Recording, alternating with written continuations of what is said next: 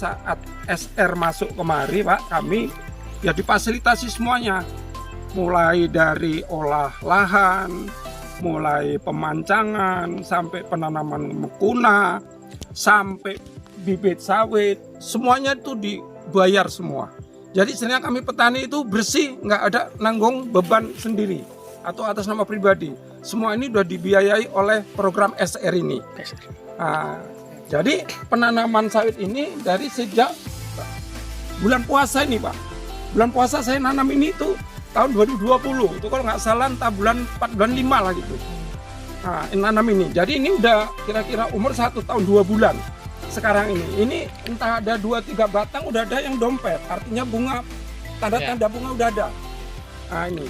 Jadi alhamdulillah lah ini atas bantuan pemerintah melalui program SR ini kami merasa terbantu petani. Nah itu, jadi bahkan bukan secara pribadi saya, tapi secara kelompok masyarakat Wonosari merasa terbantu semuanya. Alhamdulillah betul Pak. Nah, ya kok bisa ini dikembangkan terus. Kalau perlu pun ya, apa ya istilahnya itu rawatannya ini nyambung gitu loh.